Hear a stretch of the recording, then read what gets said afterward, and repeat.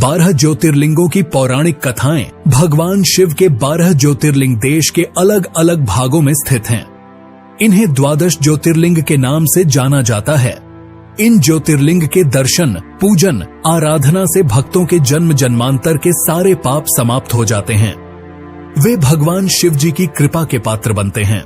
ऐसे कल्याणकारी ज्योतिर्लिंगों की कथा आज हम आपको बताएंगे।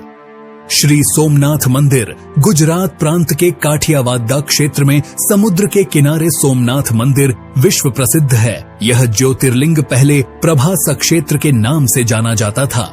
यहीं भगवान श्री कृष्ण ने जरा नामक व्याध के बाण को निमित्त बनाकर अपनी लीला का अंत किया था। इस ज्योतिर्लिंग की कथा का पुराणों में भी वर्णन है। दक्ष प्रजापति की 27 कन्याएं थीं। उन सभी का विवाह चंद्रदेव के साथ हुआ था, किंतु चंद्रमा का समस्त अनुराग व प्रेम उनमें से केवल रोहिणी के प्रति ही रहता था। उनके इस कृत्य से दक्ष प्रजापति की अन्य कन्याएं बहुत अप्रसन्न रहती थीं। उन्होंने अपनी यह व्यथा कथा अपने पिता को सुनाई।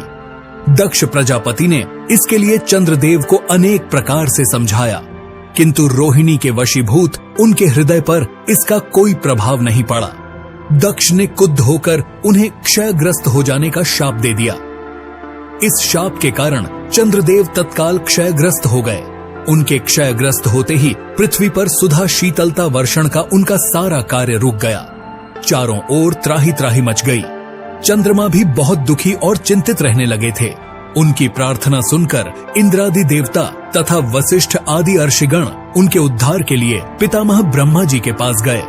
सारी बातों को सुनकर ब्रह्मा जी ने कहा, चंद्रमा, अपने शाप विमोचन के लिए अन्य देवों के साथ पवित्र प्रभास क्षेत्र में जाकर मृत्युंजय भगवान शिव की आराधना करो। उनकी कृपा से अवश्य ही इनका शाप नष्ट हो जाएगा और ये रोगमुक्त हो जाएंगे। ब्रह्मा जी के कहे अनुसार चंद्रदेव ने मृत्युंजय भगवान की आराधना का सारा कार्य पूरा किया। उन्होंने घोर तपस्या करते हुए 10 करोड़ बार मृत्युंजय मंत्र का जप किया। इससे प्रसन्न होकर मृत्युंजय भगवान शिव ने उन्हें अमृतत्व का वर प्रदान किया। उन्होंने कहा, चंद्रदेव, तुम शोक न करो। मेरे वरदान से तुम्हारा शाप मोचन तो होगा ही, साथ ही साथ प्रजापति दक्ष के वचनों की रक्षा भी हो जाएगी। कृष्ण पक्ष में प्रतिदिन तुम्हारी एक एक कला क्षीण होगी, किंतु शुक्ल पक्ष में उसी क्रम से तुम्हारी एक एक कला बढ़ जाया करेगी। इस प्रकार प्रत्येक पूर्णिमा को तुम्हें पूर्ण चंद्रत्व प्राप्त होता रहेगा। चंद्रमा को मिलने वाले इस वरदान से सारे लोकों के प्राणी प्रसन्न हो उठे। सुधाकर चंद्रदेव पुनः 10 दिशाओं में सुधा वर्षण का कार्य पूर्ववत करने लगे।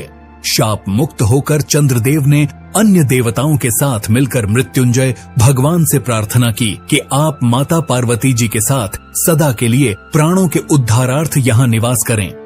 भगवान शिव उनकी इस प्रार्थना को स्वीकार करके ज्योतिर्लिंग के रूप में माता पार्वती जी के साथ तभी से यहाँ रहने लगे। पावन प्रभास क्षेत्र में स्थित इस सोमनाथ ज्योतिर्लिंग की महिमा महाभारत, श्रीमद् भागवत तथा स्कंद पुराण आदि में विस्तार से बताई गई है।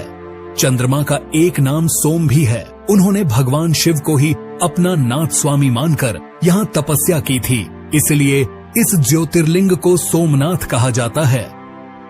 श्री मल्लिकार्जुन आंध्र प्रदेश में कृष्णा नदी के तट पर दक्षिण का कैलाश कहे जाने वाले श्री शैल पर्वत पर श्री मल्लिकार्जुन ज्योतिर्लिंग स्थित है। महाभारत, शिव पुराण तथा पद्म पुराण आदि धर्म ग्रंथों में इसकी महिमा और महत्ता का विस्तार से वर्णन किया गया है। पुराणों में इस ज्योतिर्लिंग की कथा कुछ इस प्रकार है। एक समय की बात है, भगवान शंकर जी के दोनों पुत्र श्री गणेश और श्री कार्तिकेय स्वामी विवाह के लिए परस्पर झगड़ने लगे। प्रत्येक का आग्रह था कि पहले मेरा विवाह किया जाए। उन्हें लड़ते झगड़ते देखकर भगवान शंकर और मां पार्वती ने कहा, तुम लोगों में से जो पहले पूरी पृथ्वी का चक्कर लगाकर यहाँ वापस लौट आएगा, उसी का विवाह पहले किया जाएगा। माता पिता की यह बात सुनकर श्री कार्तिकेय स्वामी तो अपने वाहन मोर पर विराजित हो तुरंत पृथ्वी के चक्कर लगाने के लिए दौड़ पड़े। गणेश जी के लिए तो यह कार्य बड़ा ही कठिन था। एक तो उनकी काया स्थूल थी, दूसरे उनका वाहन भी मूषक चूहा था। भला वे दौड़ में स्वामी कार्तिकेय की बराबरी किस प्रकार कर पाते। लेकिन उनकी काया जितनी स्थूल थी, बुद्धि उसी के अनुपात में सूक्ष्म और तीक्ष्ण थी। उन्होंने पृथ्वी की परिक्रमा का एक सुगम उपाय खोज निकाला।